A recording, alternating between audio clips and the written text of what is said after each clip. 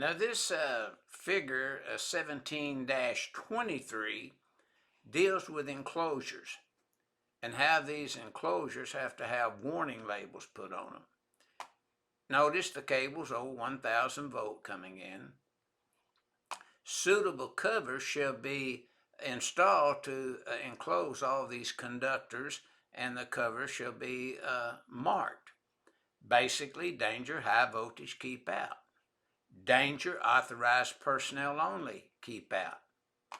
Enclosure shall be used to prevent accidental contact with energized parts if they happen to be available, or just the conductors themselves.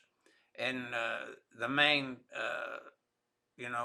thing that the enclosure has to provide is to prevent physical damage to parts of the system or insulation of the conductors.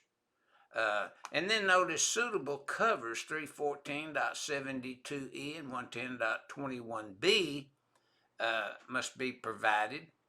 And notice it's just danger, high voltage, keep out, or danger, high voltage, authorized personnel only.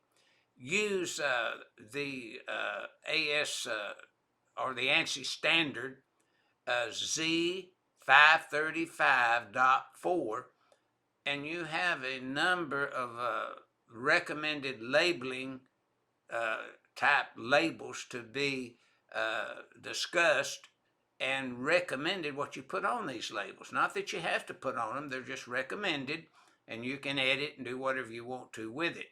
So wiring methods, covers required in accordance with 300.31 is what this figure 17-23 is pointing out to the user of the NEC.